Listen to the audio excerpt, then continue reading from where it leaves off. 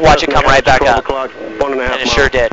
Yeah, okay. Now it's back right back at 60, yeah. Okay. So, a little bump, riding it out, short approach, hold it, start a gentle roll on, level, and power through it. 1 mile final.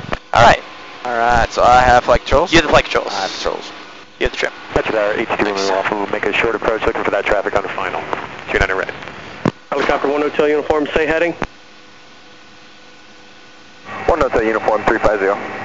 Helicopter 1 Hotel Uniform, roger, thank you.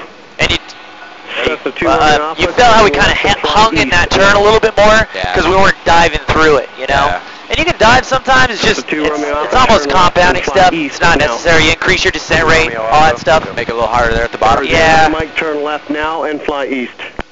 Left now, fly east, 0 Mike. Tower 0 Alpha Charlie's on the go. Helicopter 0 Alpha Charlie, thank you. Taxiway Delta, clear for the option. Delta's clear for the option, 0 Alpha Charlie.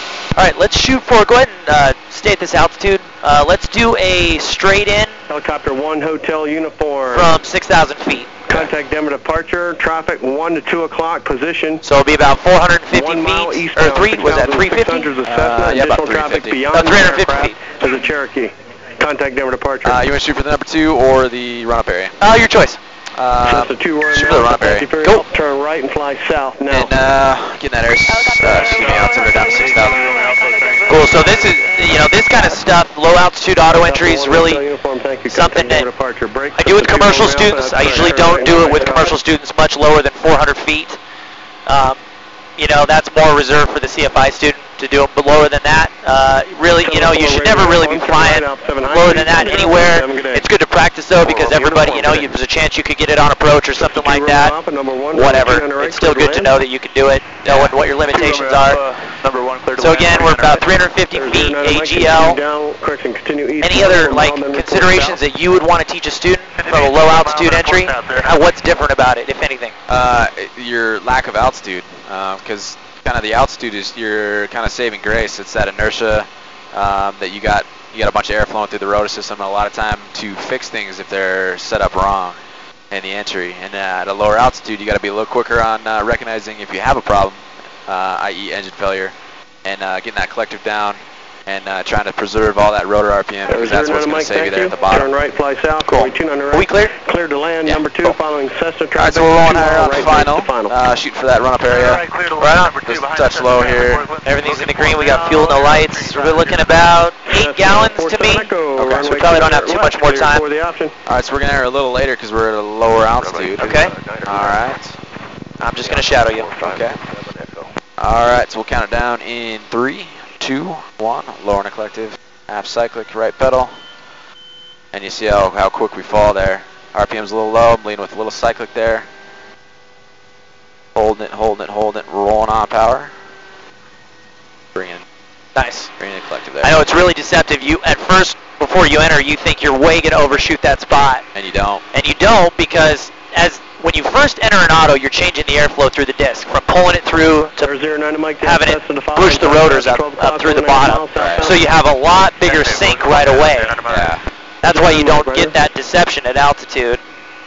All right, now this one, let's do one more for proficiency, and let's do it from 150 feet. 150 feet. All right. Tower 0 Alpha Charlie's on the go. 0 Alpha Charlie, taxiway Delta, clear for the option. Delta's clear for the option, 0 Alpha Charlie. So this is as low as you'd want to do it.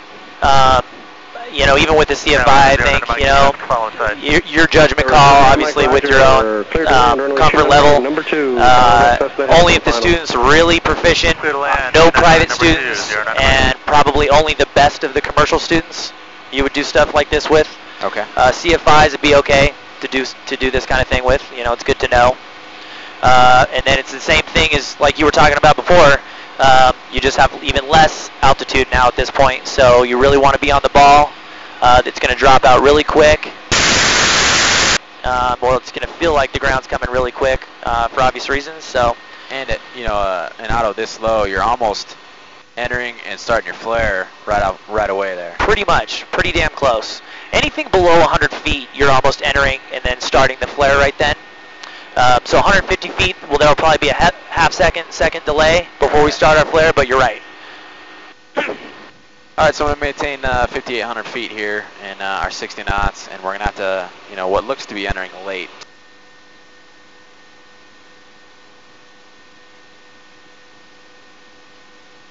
All right, I'm shadowing you. All right, sounds good. Coming up our spot, 5,800 feet, 60 knots. And Metro Tower, 22 Romeo Alpha, turn right at Echo. All right, we're going to enter in So it's 2 Romeo Alpha, roger, right turn at Echo, contact ground point 7, good day. Horner Collective, little app cyclic there. 22 Romeo Alpha, Alpha Echo, contact ground point 7, thank you. Okay, here's our flare, bringing in some collective, rolling on power. Nice, well done. Okay. Yeah, the height velocity diagram is set for the average pilot. It's not to say that an auto can't be done in those crosshatched areas. A guy told me once, who shall be unnamed, that he did a auto in a 500 from 100